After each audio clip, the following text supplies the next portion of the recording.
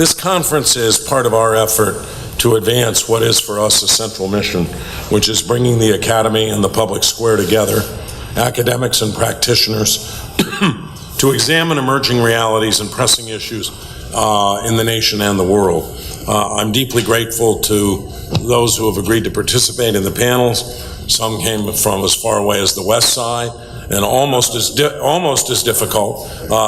Some you will hear today came from New York or Washington D.C. I don't know which commute is tougher. Our focus today, as you've just heard, is the new American electorate. Although who knows, somebody may contend that it's not all that new. Our first panel is on the new generation gap. It will be moderated by my friend Jeff Cowan, who has been a force in American public life since the Civil Rights Movement, the former Dean of Annenberg, the former Director of Sunnylands, a historian, a playwright, and the USC Annenberg Family Chair in Communication, and a university professor. Go ahead, Jeff, communicate.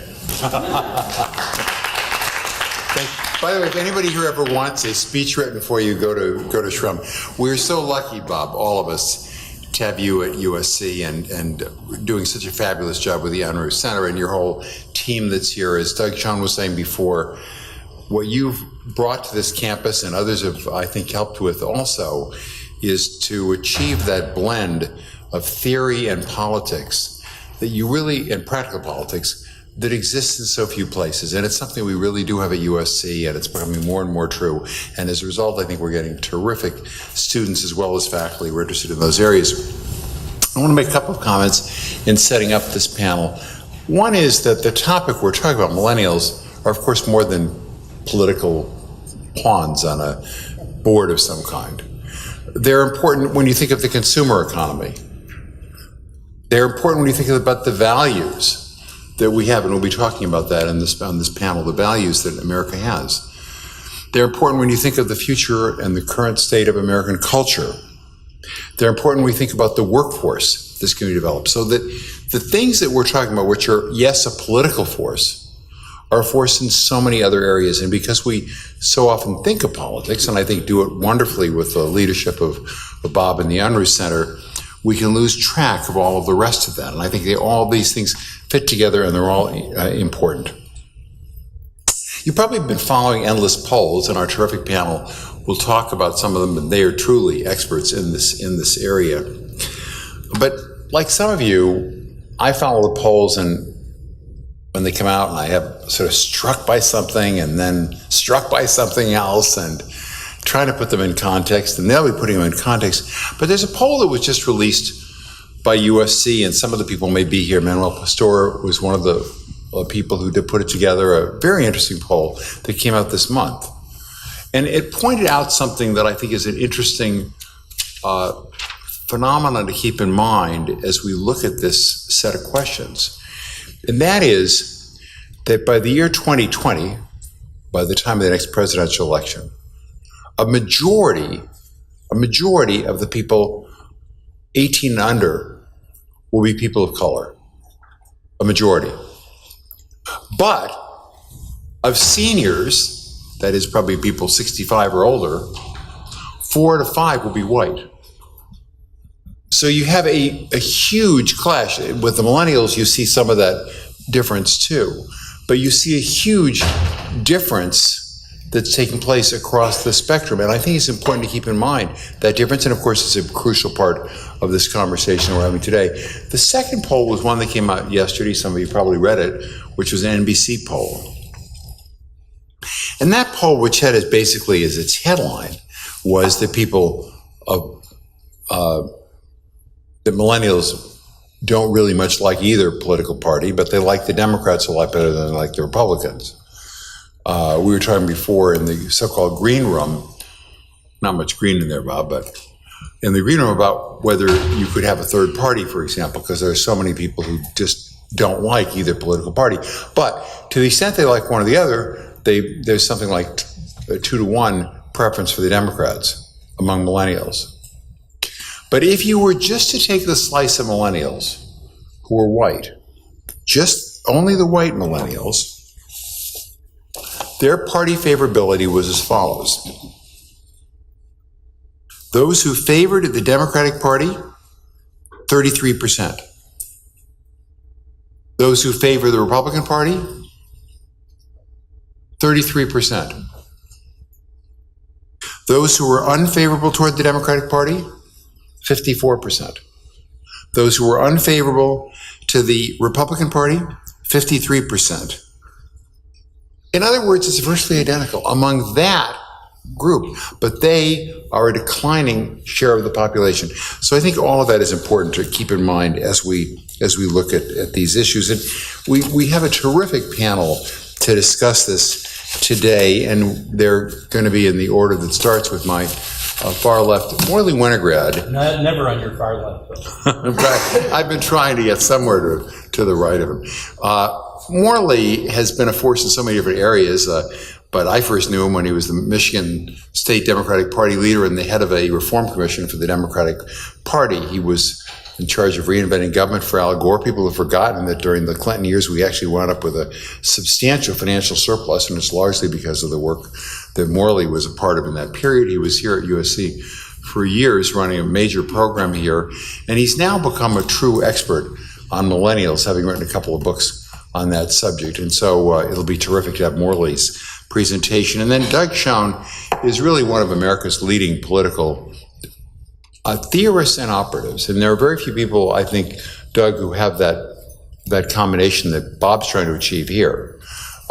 He's run and been the pollster for any number of political campaigns, but he also has written both columns and commenting, and most currently on Fox News, and has written several books about American politics.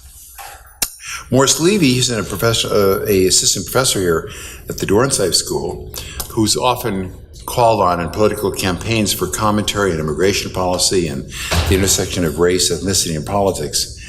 And finally, we'll hear from Elaine Kaplan, who's an associate professor of sociology and probably partly responsible for the wonderful student group that's helping to sponsor this, whose research focuses on structural conditions that restrict opportunities for racial and ethnic groups. So it's really a terrific panel. I think we'll all learn a lot from them, and hopefully they will learn a lot from each other. And please join me in welcoming Morley Winograd to set the scene.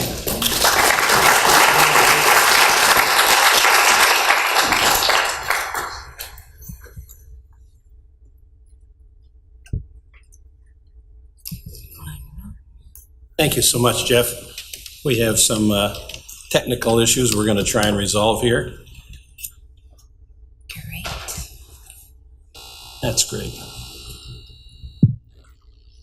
Now, pay no attention to that slide while I talk a minute. The thing that all the millennials in this room know is that millennials are different than everybody else. What Jeff pointed out just now is that millennials are also more alike within the generation than almost any other generation we've seen. The boomer generation, which was born 45 to 65 roughly, hated each other, still do, evenly split down the middle, half pro-war, half anti-war, half Republican, half Democrat. They spent a lifetime fighting within their own generation. And the generation that came after them, by the way, I skipped my generation, which is pre-boomer. It's called Silence. That's a good name for him. Nobody's ever heard of him. The generation that came after boomers, Xers, actually retreated into their own family, into their own family unit, into their own friends and family, friends being the epitome of Gen X comedy and stories, where the friend circle was as strong, if not stronger, than family, certainly more in agreement about life than anything their parents had to say about it on that show. And so Xers have, in many ways, withdrawn from the public square in order to make sure that their life, particularly their friends and family life, is not screwed around by everybody who's older, which is what happened to them when they grew up. And so this so-called slacker generation tends, because it's also smaller, birth date ends about 1982, it also tends to get ignored in polling because it represents so little of America. Gigantic boomer generation, not quite as big now as they were before, some of them have died. And then millennials, bigger than boomers. And in between, the sandwich generation of Xers, whose distinction between them and other generations, because we're talking generation gaps here today, was noted, not with approval, by the way, in movies like 16 Candles and Footloose and those sorts of things. Breakfast Club, but have sort of never been, you never hear a politician comment on going after the Gen X vote, right? Now, it's kind of interesting because the Republicans running Congress, the House, are in fact Xers. The Republican leadership is much younger than the Democratic leadership, particularly in the House. But still, we never talk about it on a generational distinction basis. So that brings us to the millennials, born 82 to 2003. Most of you are one of them. And they are different. They're different than all the other generations that are alive, but they aren't all that different from their generational forebears, the GI generation, their great-grandparents. Both civic generations that were very active in coming and undoing the rot at the top and in many cases at the center of the nation's institutions, and determined to make things work. Millennials are pragmatic idealists. They have a strong belief in causes and in making the world better. And when you ask them how they're going to go about it, unlike a boomer, they don't say we're going to organize a national campaign and make sure everybody thinks the way we do. Instead, they say, well, we're going to take care of it at the local level. We're going to go do this, that, the other thing, and we're going to do it all on social media, and before you know it, it's all going to be different, and nobody will be the wiser. Now, Jeff pointed out that they have enormous influence beyond politics. Their consumer behavior has changed almost every institution you can think of in the entertainment world, in the media world, the cord cutter generation, as TV executives like to swear at them about. But even at the retail level, Amazon needs 2 headquarters to handle all its business. Macy's can't fill up one. So they have had an enormous influence, and they will continue to have an enormous influence, but their influence on politics is actually yet to come in any major way. And that's what makes them so fascinating. All right, if you have that basic understanding, then I think you can allow to look at this chart. You don't have to look at the individual numbers. They're pretty small. This is a survey by Pew Research, the firm that we use, sorry Doug, for all of our generational research. They actually pay a great deal of attention to generations and millennials in particular. And they have a wealth of data. The results I'm showing you here come from 10,000 interviews. Nobody does 10,000 interviews, but they do. And the way they did it was, these are 2014 data, the way they did it was by gathering up questions they had asked across the years that were comparable over and over, and then looking at those numbers. And what they did was they asked some questions to try and get at underlying values of millennials when it comes to political beliefs, not behavior, but beliefs. And in order to do that, you have to ask questions that rise above the day-to-day issue debate. And I'll show you what 6 of those questions were anyway in the next set of slides here. But then they aggregated those, and they broke out the answers on a conservative to liberal scale, very conservative, mixed in terms of their answers, moderate in terms of how you might think about them, liberal and very liberal. And not surprisingly, the darkest blue on this chart is very liberal and darkest red is very conservative. That makes it easy to look at.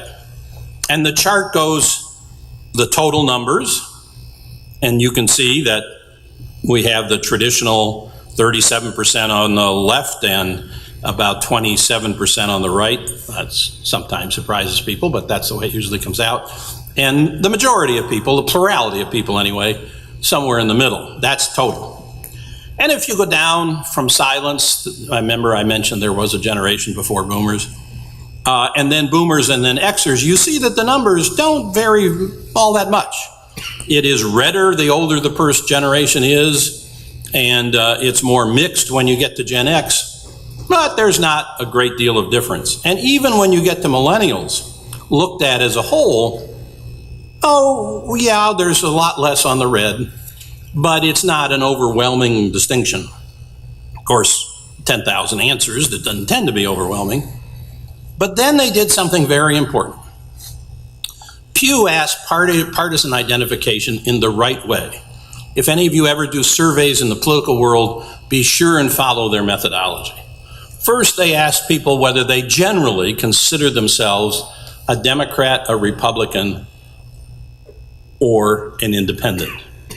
And people answer.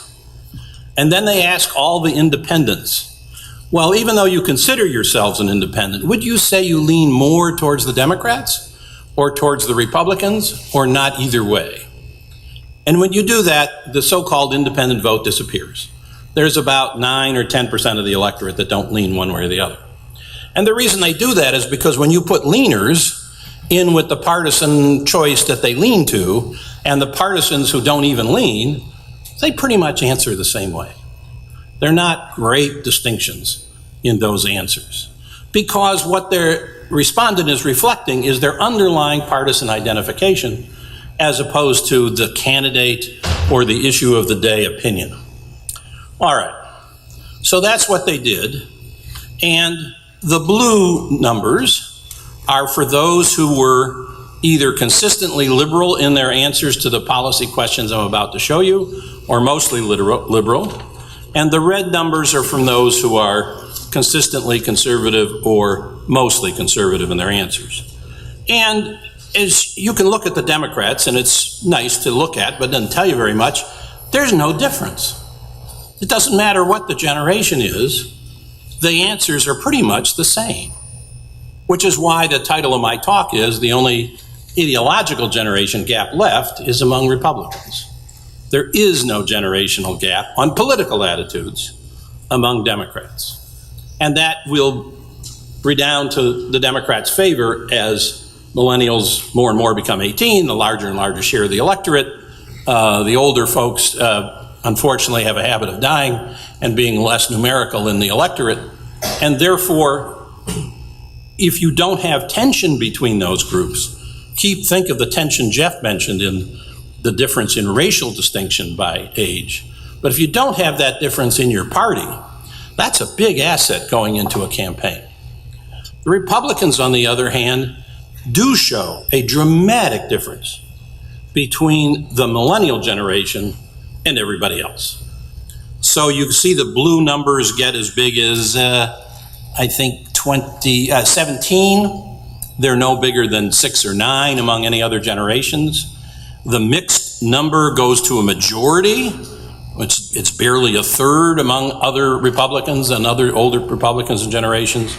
And the red numbers disappear down to 23 and 8, which isn't small, it's almost a third, but it's nowhere near the emphasis on conservatism that you see amongst the older generation's answers inside the Republican Party.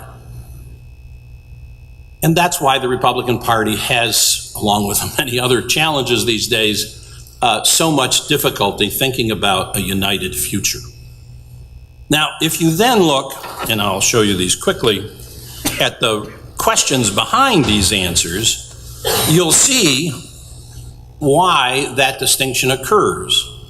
So there's a couple of basic issues about the economy that Pew asks. One is business corporations make too much profit. On social issues, Homosexuality should be accepted by society. 2/3 of millennial Republicans agree with that statement. Obviously, less than a third of the older Republicans agree with that statement. Overall in the party, less than a majority agree with that statement. And on immigration, the current hot button that's dividing parties and partisans so greatly in this country, 57% of millennials think immigrants strengthen our country. No place else in the Republican Party is there a majority for that kind of sentiment. So on the social issues, which are often called wedge issues, often used to divide the country based upon how people relate to those, millennials are basically saying, you know what, we don't quite agree with the extremes in our party on that subject. In fact, there's another chart in the Pew stuff, I did not bring it because it's too small to see, that shows on social issues, millennial Republicans are actually closer to Democrats than they are to the rest of the Republican Party in their beliefs. And then, as I tried to say and too soon earlier on the economic issues, they're also willing to buck economic orthodoxy in the conservative movement. Business corporations make too much profit. Half of millennials agree with that. Stricter environmental laws and regulations are worth the cost. Almost half of millennials believe that. Nobody representing the Republican Party in Congress believes either of those statements, regardless of what generation they're from. And most Republican voters disagree. Again, the Republican millennials come out closer to Democrats than they do to their own members of their own party who are older. And last, there's the fundamental question that we wrestled with in our reinventing government days. What do you think of government, particularly the federal government? Force for good, force for evil? Well, a lot of people say the government is almost always wasteful and inefficient. Having worked on reinventing government, I tend to agree with that statement. But what Republican millennials say is, no, not so much. Yes, 3/4, even 80-some-odd% of most Republicans would say government's wasteful and inefficient, and they have lots of reasons to believe it. Millennials are a little more skeptical about that statement. They see government as something that can or cannot be good and efficient, depending upon what they do. And finally, government can't afford to do much more to help the needy. That's the question, the fundamental government expenditure question that Pew asked, that gets at the heart of whether we're going to be a generous government when it comes to social benefits and welfare and whatever, and those that don't think that way. Well, 2/3 of millennials also agree that government today can't afford to do much more to help the needy. It's just that 3/4 of all Republicans also agree on that subject. So that's what causes this underlying tension or gap between Republican millennials and their party. And Morley, this is a terrific setup to the discussion we're going to have, because later I hope that we'll come back and sort of see how people see that playing out. I want to let Doug Schoen come up now. There's going to be kind of a do-si-do up here. Yep. And as it takes place, I want to just say once again about Doug that, and thank you, Morley, who's been there in all levels of this discussion. And Doug has been a strategist as well as a commentator and analyst. And while today Doug's presentation has to do mainly with values, that as we get into the conversation more deeply, Doug, later, I hope that we'll also talk about, and I'm sure you will hear, how those values play out directly in political world. But anyway, please join me in welcoming Doug. Well, Jeff and Bob, thank you for the invitation. And as I said before we started, my only regret is, given the weather, the climate, the quality of instruction, that my undergraduate years were in a much colder part of the country with instructors who were not as connected, convivial, and comprehensive in their knowledge of politics and the world. So you all are very, very lucky to have Jeff and Bob. And as I say, my only regret today as I sit here or stand here is that I'm not where you are. I'm where I am. But I thought, excuse me, Morley's comments were extremely useful to open the panel, and as Jeff suggested, a great lead-in for what I want to talk about, which is values, religiosity, and culture.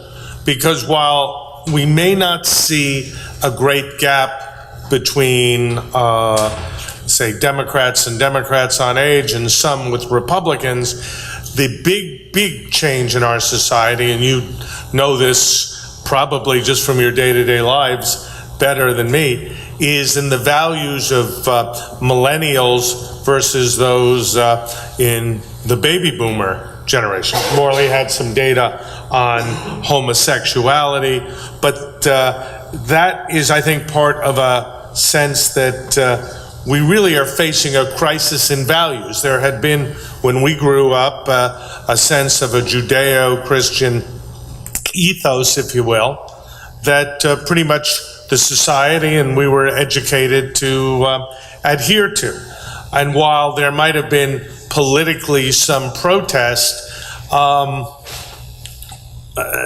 those who deviated in a substantial and great degree were I dare say when I went to school, they may have been very visible, but they were a minority, if you will, of the younger generation, given that, and if, Bob, you'll correct me if I'm wrong, but in 1972, I believe Richard Nixon won the under 21 vote. If you know how to hurt a guy, keep going.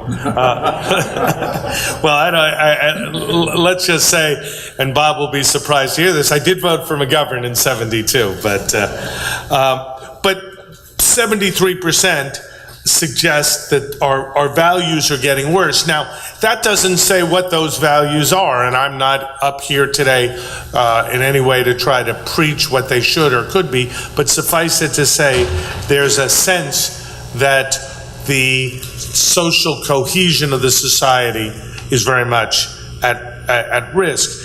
As I indicated, the breakdown of our values really happens in our schools and our institutions and in our culture. I would say our society is ill-equipped to take on the challenges, the value-based issues such as homosexuality, abortion, gay rights, more generally, which bathroom to use. These cultural issues have come to really dominate in ways that arguably I think are startling. One of the things that I would say about the network that I have commentated on now for 13, 14 years is that when Roger Ailes was in charge, they had a series of initiatives called the War on Christmas that was done every year at the holidays. And for many, that didn't ring true. For older baby boomers or older, it struck to the core of what was going on, because it wasn't just Christmas, it was the whole values and of the society. And what we've seen is the religiously unaffiliated have climbed from 16 to 23. Those 18 to 33, approximately a third say that they are religiously unaffiliated. So the religious mooring of the society is breaking down, and what we have seen in some of the data are dramatic increases in individualism, skepticism, and cynicism toward institutions. Jeff is exactly right. One of the issues I'll be happy to talk about in the question time is what are the political implications, and indeed I'll just say here, just as a point of interest, I did some what I would call ethnographic and idiosyncratic questioning of millennials during the election campaign. We, at the time, did a regular program on Fox, so I was getting regular feedback. And what startled me, particularly, we were talking earlier, with the Sanders voters, the enthusiasm that younger millennials, particularly women, I think, had for a 74-year-old socialist who, at the very least, could be considered, I think it's fair to say, Bob, a bit cantankerous in his mode of articulation. I did not think that he would become effectively a cult figure for younger people. My point would be that it was an appeal that went well beyond, it does go beyond ideology, to taking on the system, raising questions about our underlying social arrangements with Wall Street, with income, with really how we organize our society. One of the other things that I think would be common to Jeff and Bob and I, though it's something we never really talked about, I think we all grew up with a sense that if we worked hard, played by the rules, the traditional rules, we'd all get ahead. And my sense from the work we did among millennials during the campaign is the skepticism and cynicism toward institutions that I describe here came out prominently in the election campaign, and certainly in the Sanders support. I also saw it among a minority of millennials, but certainly a third did vote for Trump, in more conservative voters who voted for Trump because he was willing to flout all convention and support for all institutions.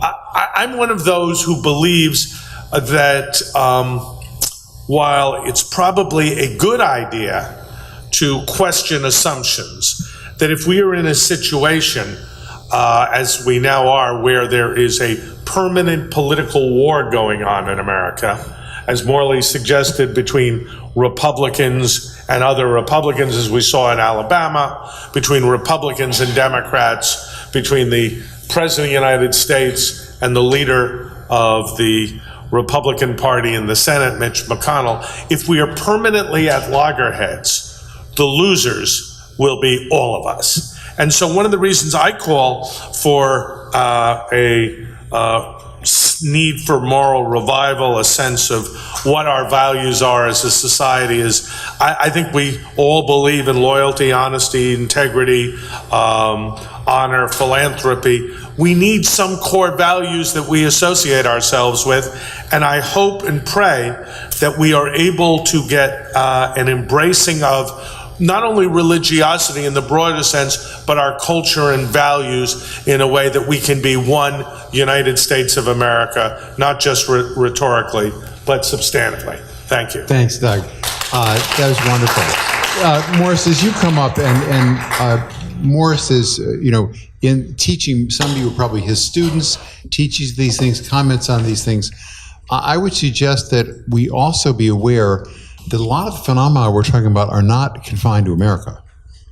And so I think it's important to think about this as an international phenomenon. For example, Doug, the lack of, the decline of people who are church-going is a huge issue in much of Europe. So it's not a phenomenon that is exclusively an American phenomenon, and that's something to consider too. Morris, the floor is yours. Thanks very much. I've heard a lot about values divides and the generation gap.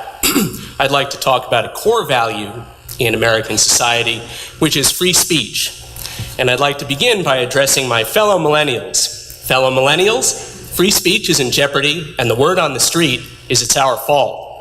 We, Generation Snowflake, the self-esteem generation, have been coddled and given so many participation trophies that we lack the toughness to hear things we don't like. Never mind that the president just insisted that athletes who kneel during the national anthem should be fired. Free expression is under attack, and we, the millennials, are its enemy. Consider the evidence. I thank Morley for bringing this to my attention. A recent Brookings Institute report of a poll of college students found that only 39% believed that hate speech is protected by the First Amendment.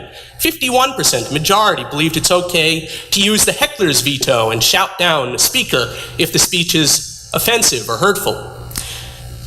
Almost 20% think it's acceptable to use violence to block a speaker. And 62% believe that there was some kind of legal requirement to present equal time a speaker with an opposing view to someone whose point of view is controversial. And these kids keep asking me for law school recommendations. Now, I assume that most of you, being good USC students who have benefited from our instruction, wouldn't agree with those sorts of statements. I'd like to provide a little bit of context that maybe makes things look a little less bad, and I know that you millennials will appreciate that because there's nothing that we like better than an unearned ego boost. One of the things that I'd like to point out, and the graphs in front of you are based on a battery of questions that the General Social Survey has asked since the 1970s, is that tolerance, by and large, tolerance for free expression has increased a great deal in American society since we began asking these kinds of questions. And so what are these questions? Well, the General Social Survey asks whether a controversial book of the following sort should be removed from a public library, whether a college teacher should be fired for saying controversial things. Thank God tolerance for that has gone up. And whether a speaker should be able to give a public address if he supports one of these sorts of positions. And we can create an index of tolerance, which you can think of as an average of the percent who support free speech in each of these domains. And the trends are clear. Tolerance for free expressions, free expression for atheists, communists, and homosexuals has gone up a great deal, dramatically, in the last 30, 40 years. There's been a steady rise. And it's not only left-wing targets. We think about a militarist. Tolerance for a militarist has gone up tremendously as well. Notably, that's not only because liberals have become more tolerant and fallen into line. Conservatives, in fact, have caught up with liberals. Conservatives, despite a lot of the rhetoric, some of it on Doug's network, suggests that conservatives are a bastion of tolerance in American society. In fact, the reality throughout most of our polling data is quite the contrary. Even on when it comes to support for extreme right-wing speech, conservatives are often less tolerant than liberals in absolute terms, but those gaps have narrowed. One explanation, by the way, for why conservatives are routinely less tolerant of free expression is that they tend to value public order and safety, and so they're resistant to expression that might stir up trouble. What about the generational divide? It turns out that millennials aren't nearly as out of step with these across-the-board increases in tolerance as we have been led to expect. Now, the increases were especially large from the pre-boomer generation to the boomer generation. Morley, this is why they call your generation the silent generation. It's because they didn't want to let anyone say anything at all. Millennials may have increased a little bit over the previous couple of generations. The increases have slowed, but certainly we don't see any evidence here, even again when it comes to a right-wing target, a right-wing controversial speech, the militarist, that millennials are particularly intolerant relative to previous generations. Nor, and this is just an example, but the graph would look about the same if I showed you any of the other items, nor is it the case that college is making people less tolerant. It's difficult to sort out causality here because people who go to college are different in many ways from people who don't. But across the board and across the generations, college-educated people have a lot more tolerance for free speech than do people who do not have a college degree. Again, that gap has closed some, but it doesn't appear that college is systematically making people intolerant. But, as is so often the case in American society, race is something of an exception to these trends. In fact, it's a big exception. Tolerance for a racist speaker, one who says that blacks are genetically inferior to whites, has not increased, in contrast to all of the other items. In fact, among liberals, tolerance for a racist speaker has decreased. That's not shown in the graph, but the decreases are quite large, on the order of about 10 points, even more. Conservative tolerance for racist speakers has not really increased much either. It's held about constant. And indeed, here, millennials show some signs of waning free speech tolerance relative to earlier generations. However, it's not clear that that is particularly the fault of some kind of college-educated vanguard inculcated with multicultural norms. It seems to be more or less across the board, maybe a little bit more sharply evident among college-educated millennial liberals. Now, why would this be? I can offer a few conjectures here. One is that a growing and strong norm and an evolving norm of racial equality creates conflict between the values of free expression and the values of egalitarianism across races. It's not clear as is so often asserted, that simply amplifying our education about what the First Amendment demands and the value of free expression would resolve this conflict. It might, but it's not so clear that doing so would resolve the fundamental ambivalence that's at work here. People value racial equality. They dislike the idea of hate speech and feel that it's fundamentally wrong. It's not clear that making the First Amendment more salient would do a whole lot to alleviate that tension. Moreover, universities and many other institutions in American society are sending us mixed messages. On the one hand, it's completely unacceptable to say certain things and we can be fired for saying them when it comes to race and probably other areas such as gender and sexuality. On the other hand, universities and other institutions tend to tout the value of free speech, free expression, and the free exchange of ideas. So we're caught in a bind. To return to the initial results, the disconcerting results that I began this presentation with, people may have racism and racist speakers in mind when they're asked abstract questions about free speech tolerance nowadays, and that might explain at least some of the dismaying results about how intolerant college students are these days of free speech. Now, where's my participation trophy? Thanks, Morris. As Elaine, do you want to speak here or do you want to go up to the mic? So as Elaine goes up to the mic, Elaine Kaplan, and some of her students and colleagues are here today in sociology. Morris, I think it's what you've written, what you've been talking about is so important to write about. And I must say, I don't know what the experience of others here is, I find USC to be quite a tolerant campus in terms of diversity of opinions. And I don't know if it's as true elsewhere. We haven't had quite the same explosions here, thank goodness, that have happened elsewhere. But some of those that have happened around the country, I think, Morris, which are not directly addressed in your talk, are the reason that whether they are exceptions or they are part of a trend, have created an image about the college campus today. Please join me in welcoming Elaine Kaplan. Good morning. So,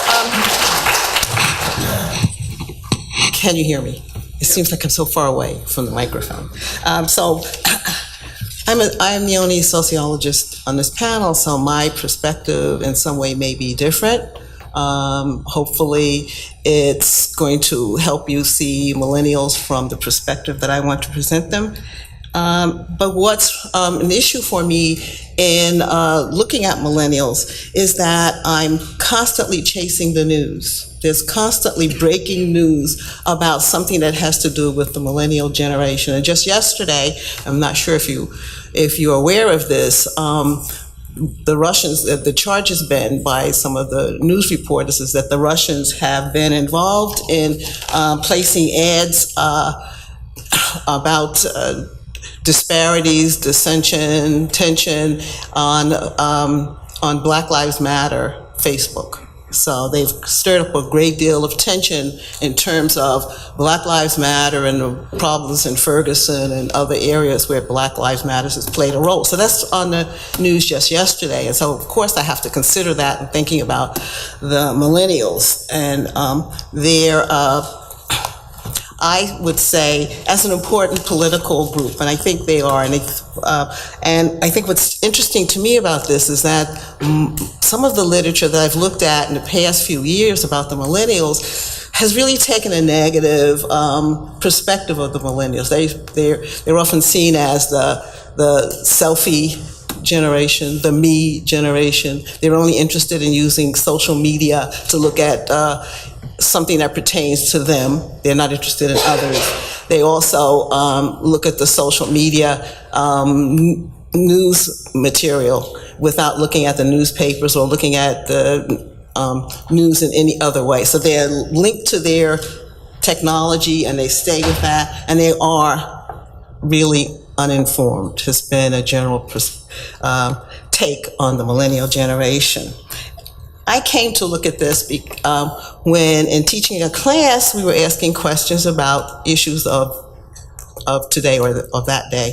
And I'm teaching the class. And one was about same-sex marriage. And so there was a lot of discussion on the media and in the class about same-sex marriage. And for me, coming from one of those generations, before this one, I'm not going to mention which one, I was like shocked that people are actually believing that there isn't anything wrong with same-sex marriage. And I thought, well, that's not the idea of the boomer generation or Generation X. So what's going on here? Why is it that the millennials can come to this particular perspective and perhaps without a lot of information? They're not reading the information in the news to make this determination. So why is it that they can have this perspective? So I began to see that, well, this is a really interesting generation. And I propose that it's one of the most important and will remain one of the most important generations in terms of political issues. So we have before us a group of people, a generation that can have a tremendous impact. It did have a tremendous impact on Obama's election, and it will have a tremendous impact on future elections.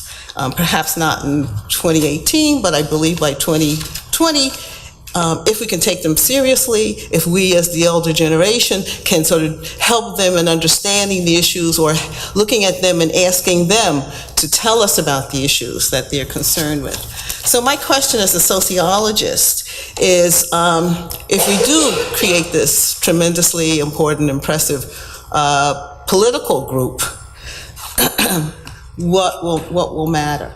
How will they answer those questions about what we need to be looking at in terms of socioeconomic changes in society, in terms of other issues, in terms of religion, in terms of the values and considering religion that have been suggested here that are an issue for them. And so my question as a sociologist, as I've said before, is so what? So what if we have this powerful millennial generation? What will it matter? Some of the information that I'm looking at will argue it will matter because the millennials as a group are more diverse in terms of, in comparison to the baby boomers and Generation X. So we have fewer people who are of the white, who are white. We have more people who are black. 14% of the millennial generation is black. The Hispanic population is 17%, and Asians are 6%. That's today. So what will happen by the election of 2020? The belief is that we will have 40% of the millennials will be of color. But what does that mean? So what? What will that change? Will they have more power at this particular time? One way in which they're having, one would argue, they're looking at the value system in a different way than most of us, and that has to do with religion. So in my small study, I'm finding that, excuse me, sorry, I have an allergy and it comes out at times. So in my small study, I'm finding that a large population of the millennials who participated in that study are identifying as Christian, but then 10% of that population is identifying as atheists. And I haven't seen that before. They're really taking on that identification, and maybe that's why people like Bernie Sanders appeals to them, because it's calling for you to not take religion in the way that we do as seriously as the earlier generation did. And 23% identified as having no religion at all. So what does that mean in terms of changes we can expect, say, in terms of the 2020 generation? But we also find that there's a struggle in terms of how the millennials see their political orientation. My study indicated, and it's a very small study, and I'm hoping that I will have more people participating in the next year or so. But in that small study, I'm finding that most people identified as supporters of Hillary Clinton. Those people had supported Sanders, but now supporting Hillary Clinton. But also what was interesting in that study is that many of them were reacting emotionally to having to make this decision between Hillary Clinton and Bernie Sanders, and to, already? My gosh, it just started. Hillary Clinton, Bernie Sanders, and Trump. And that I found was very interesting. Perhaps that to me is my most important finding, and that is people were very emotional when I asked the question, how do you feel, does this affect you emotionally? And some of them have said, yes, this is a horrible situation. I have I had friends who were Clinton supporters. I thought, but when they told me they didn't vote for Clinton, I told them I can no longer be your friend. I've talked to doctors, a few of the doctors that are in my list of doctors, and they said that they've had to give patients certain kinds of prescriptions so that they could get over the stress they felt in terms of having to vote for Hillary or Bernie, and then decided they can't vote for either, so they vote for no one, and they feel very stressed about it. I've heard people argue that their families are torn apart. People have said, if you're a supporter of Trump, then you can't be in my family. People actually, I have an example of it, you may have heard, it was in the newspaper, of several people who were getting married right after the election, and when they found out that their family was voting for Trump, one family decided to have their wedding in Paris because they knew their family couldn't afford to come, and so I thought it was just interesting. And so people are reacting in a very different way in terms of this situation. These are people who supported Hillary, Bernie, and resolved to either not support Trump or had to support Trump because they felt that, he's maybe the better of the two, some of them. But I'm not sure the information on that, because I think many people hide the fact that they voted for Trump. So I don't think that's really a good indicator in terms of how many people, those people I interviewed, really supported Hillary Clinton. Thank you, Elaine. Okay. If I could, I'm sorry. No, that's okay. But my question is for you. I know you have questions first, but my question for you is, so what? So we have this large political group of people that are going to vote in 2020. So what will change? Why is that important or not? Great. Thank you. Thank you, Elaine. We're going to turn it to the audience, and I think we have a mic here that we're going to distribute to the audience. While we're doing it, let me just pose one question, Elaine. This is partly sponsored by your sociology group. One of my favorite sociologists is Arlie Hochschild. And she did this wonderful book, which I'm sure many people here know, Strangers in Their Own Land. And what she found was, she was talking about Louisiana. It's not Los Angeles, it's a different place. But that much of the attitude that led to people to be pro-Trump, she was originally studying Tea Party people, was a resentment of the people in this room. And that's a whole different thing, sort of a resentment of the elite, of the West Coast, even of the entertainment industry type elite. And I don't know whether any of you have done any studies where you ask the question, does that differ by generation? I don't know, Doug or Morley, if you know whether... Did Doug leave us? Doug's got if there's a generational divide in terms of that resentment factor, which is part of what has driven the Trump supporters in much of the reddest part of the country. So, as with most things millennial, it's not resentment when it comes to millennials. It's complete distrust of any institution being able to do something right. And it's now the most distrustful and skeptical generation of all. Now, they're more optimistic than all the other generations, but that's because they think they're going to fix everything. It's not because they like what's here. And so resentment isn't quite a way of capturing millennial vote, but it certainly is true, as Doug pointed out, that a lot of millennials, remember 1 out of every 3 millennials is a Republican, a lot of millennials voted for Trump on the he'll overthrow the establishment strain of belief. I would just add to what Morley said. I think the general proposition, Jeff, is absolutely true. David Brooks had a column on it this week, if I recall correctly. I think we are in a larger battle over values, as I tried to suggest, in our society. And Morley is, again, almost certainly correct that millennials have, in large measure, rejected our institutions, rejected our values, and are having their own private discussion, if you will, about the kind of life and society they want to live in. And that's true in the reddest parts of the country. Absolutely. And I, again, we're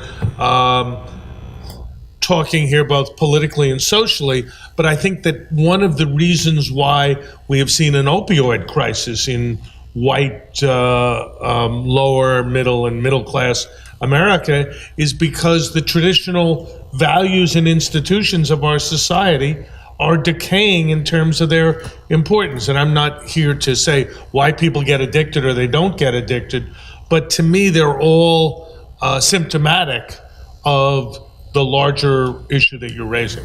So let's get some students into this. Both, yeah, please, Morris, and Elaine too. Yeah, I would just say, I mean, before we start making all kinds of dire predictions, there are different kinds of trust. Trust in institutions is lower among millennials, certain kinds of institutions, but trust in government is a mainstay of American political culture. If you look at when trust in government declined precipitously, it was during the 1960s. If you ask the question, basically, is the government run for the people or is it run for the interests, big interests? You can go back a long way before you find less than 80% of the country convinced that politicians are pretty rotten, running things in their own interests. Resentment of elites and a populist strain in American culture is nothing new. Millennials might have a little bit less trust of certain traditional institutions, maybe a lot less trust of some, but it's important to remember that they're not completely out of step with that portion of American political culture. And this is the first time we've had a president like Donald Trump, and I rest my case.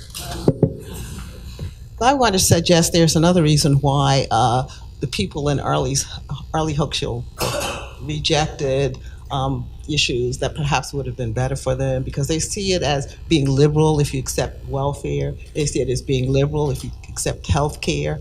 The sense that I got from reading her book is that people really valued having pride. The individual rises, and we can count on people like us to help ourselves. And so I think that's a philosophy of, a perspective of the Republican Party. We can rise, you help yourself, pull yourself up by your own bootstraps. And I also think that the millennials may not be very different from the 1960s group, when people also were asking about freedom, talking about discrimination and inequality. And it also may be different because it is more diverse. And so you're going to have the Black Lives Matter voice in there. You're going to have the Asian American voice in there. So you're going to have the Latino voice in there. In fact, in my study, the largest group of people who participated in my study were Latinos, Hispanics. They were the ones that responded to a greater degree than others in my study, and they were very upset about the immigration issue. So I think there are lots of other issues that we need to look at. So what I see in terms of disregard for values, it may be that they're trying to set up a new way of seeing, a new way of being, as they were doing in the 1960s. So I'm matching them a lot with the 1960s. I may be not right about that to some degree, but I don't think so. I don't want to tell you that I remember the 1960s, but I've heard of the 1960s. No, I do remember them, and I know their songs. I do remember them, and I know what was going on during that times in terms of trying to change the value system of this country. We're not accepting the value system as something that we're being told to observe, but I think this group is trying to create their own way of seeing. So we've got some student questions. So this is a hard and honest question, so I'm saving it for Morley, my boss. But I'm interested in what everybody has to say about it too. So millennials are the first generation to grow up entirely disconnected from the military draft. In 1973, we transitioned to an all-volunteer force, and one of the sociological effects of that is far fewer Americans either serve in the armed forces or have family members who serve in the armed forces. Doug and Morley talked about some of the kind of values changes in generations since the 70s, and so I was wondering, is kind of a distance away from the kind of civic values of the armed forces and the military have an impact on how Gen Xers, but millennials in particular, have viewed public service, civics, citizenship, and those kinds of questions? So I look forward to the other panel answers, but Luke, the heroes of the millennial generation are people who wear a uniform. First responders, our military, and then, of course, people who don't wear the uniform, their parents, but who come with a lot of authority. Elaine, the reason that the millennials aren't like the 1960s, and I was there, is unlike the boomers, they're not in rebellion. They're in fixing things. And as a result, maybe because they never were exposed to the insanity of living in a militaristic society, they're more positive about the military than all the people who ever served in the Vietnam War and the boomer generation.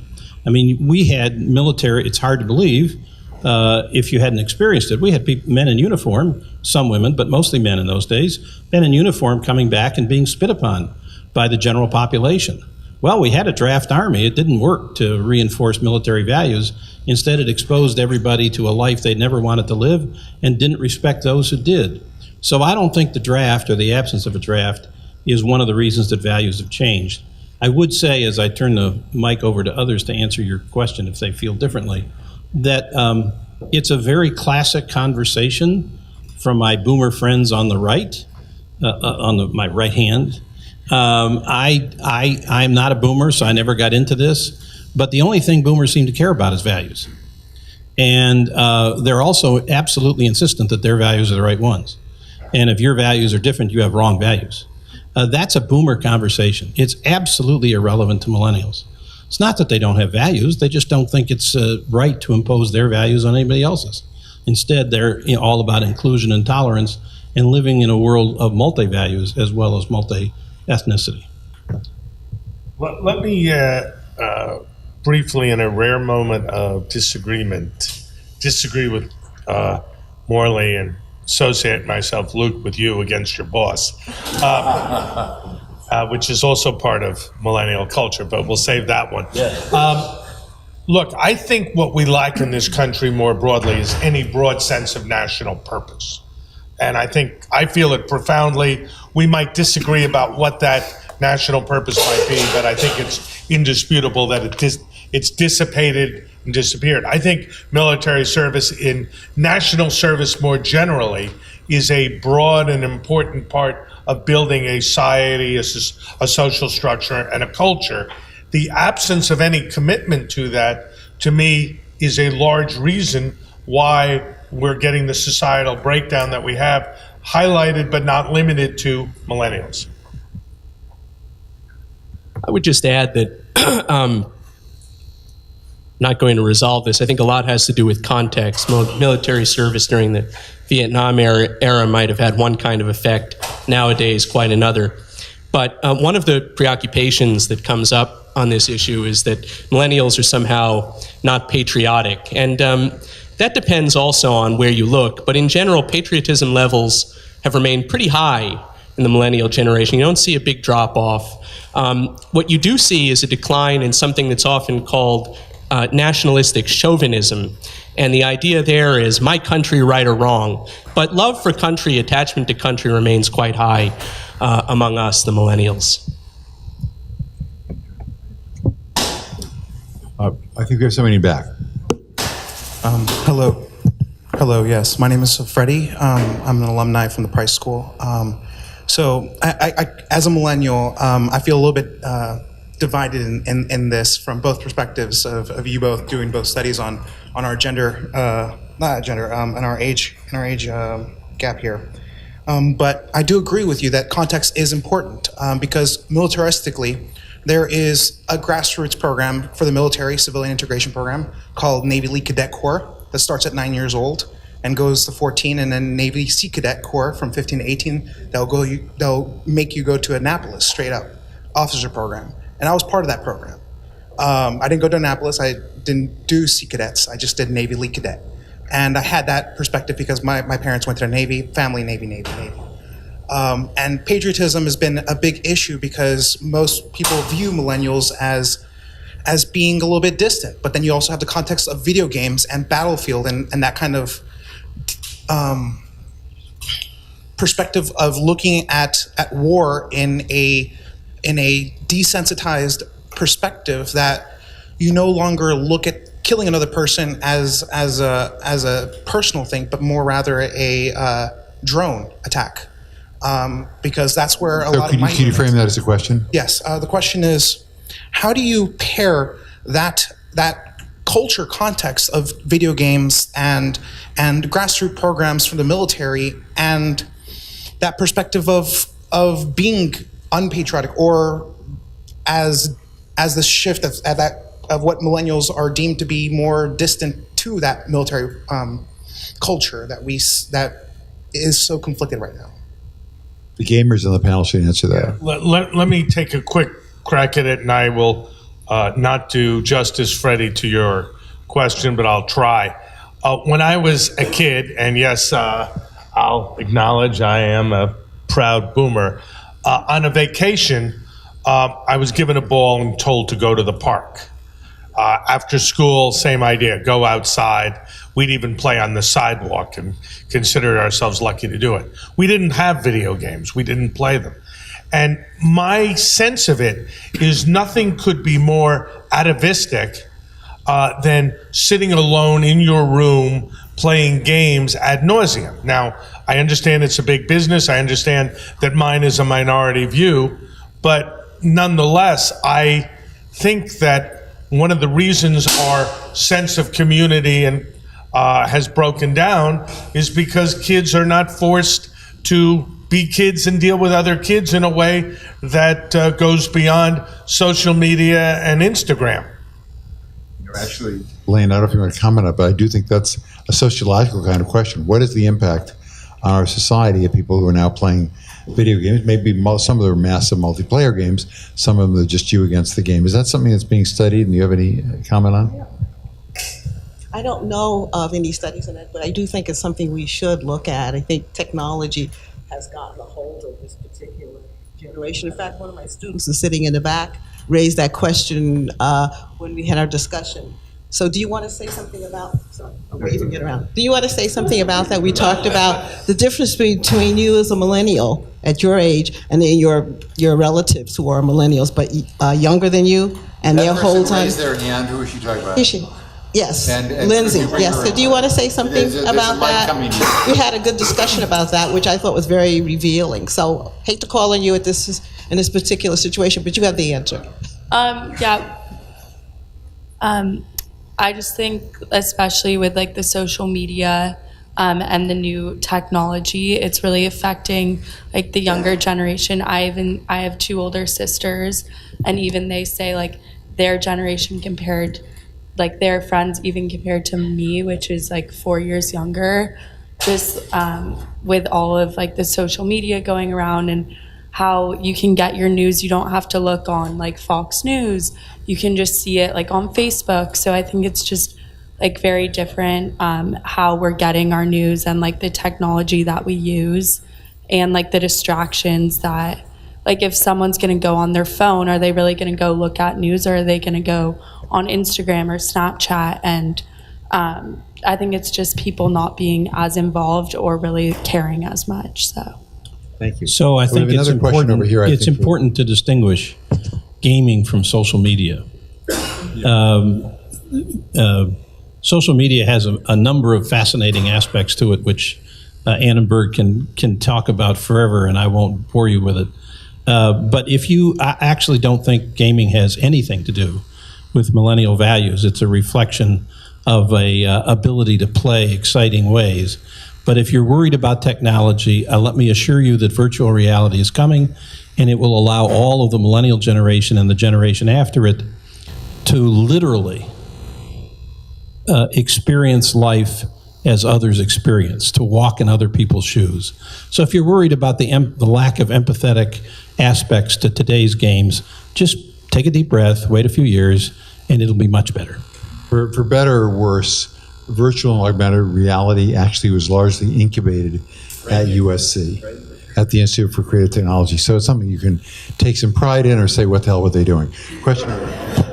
Hi, my name is Jake. My question is not related to this at all. It's going back to one of the earlier points we were talking about, that both Democrats and Republicans seem to be more liberal in this millennial generation. So my question is, do you think this is something that's intrinsic to this millennial generation?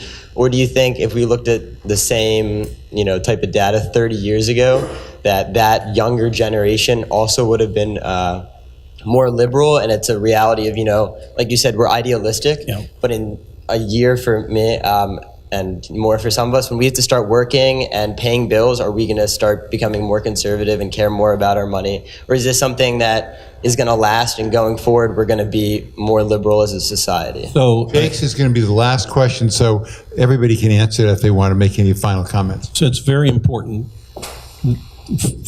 question. There is zero, as in none, sociological, psychological data that supports the notion that people get more conservative as they age. Nor is there anything in recent generational voting history to suggest that's true. The GI generation voted 80-some-odd% for FDR, and when they were still alive and able to vote in 2004, there weren't very many of them, they were still voting Democratic. They're the only generation besides millennials who voted for John Kerry in 2004. Generation X, which was, many of them were raised and absorbed the world during the time of Reagan's presidency, is enormously conservative and very pro-Reagan attitudes. Not necessarily today's, but Reagan attitudes. And they haven't changed. In fact, that's why Paul Ryan thinks the way he does, and why so many of them bow to the memory of President Reagan. It's because that's formed their beliefs and they've lasted a lifetime. The millennials aren't going to change their fundamental values or beliefs as much as people on this panel, particularly older people, would like to change other generations' beliefs to be more like them instead of the way they are. They are what they are, and they'll stay that way for the rest of their life. Thank you for the question. Why don't we go down, Doug, with last comments, too? I am more agnostic. I think we are in fundamentally different economic times. I welcome you to come back next year when we do the panel, and you're presumably working, paying taxes, and wondering where your money is going. I think that the level of cynicism in our society, which is at record levels, is much more of a dynamic process than Morley suggests. I would just add, and it's correct, that most of the kinds of effects that you see are cohort effects, not age effects. But part of the reason that we never see people becoming more conservative as they age is that the agenda changes and the types of norms that we accept as liberal and progressive are the ones that are more recent and have more recently come on the scene. In fact, we do see evidence that, that the boomer generation has liberalized on a lot of issues, not as much as the next generation is different from it, but things like gay marriage, legalization of marijuana, we do see a trend toward liberalization of attitudes. So if a conservative turn were to take hold in American society, you know, it's altogether possible that you could have some kind of reversal. I do think there is going to be some change, and I think that the millennials today are talking to their parents. And, I'm doing that again, sorry. The millennials of today, I'm used to in class, the millennials of today are talking to their parents, and I think in some way they're changing their perspective. But I'm going back to the 60s again, and I haven't done research on this to the degree that I should have in order to talk about this issue. But I do think that the 60s generation was rebelling from the 50s generation of people who didn't say anything and just wanted to spout their values without understanding the impact it may have on their children. So I think there was some rebellion. But I also think in terms of social media, I think this generation, my generation, would need to help show the millennial generation the impact of using social media and perhaps change the orientation in some way. That if you use social media, let's see how we can use it differently from just simply looking at it in terms of our personal issues or the news that we're receiving that's packaged to us on social media. So we need to, I think, make them see or help them to see that there's another way to, perhaps in terms of controlling what we're receiving from, what you're receiving from, and how you're using social media. So it's in the hands of the millennials and making changes that way. Please join me in thanking this terrific panel for starting off today.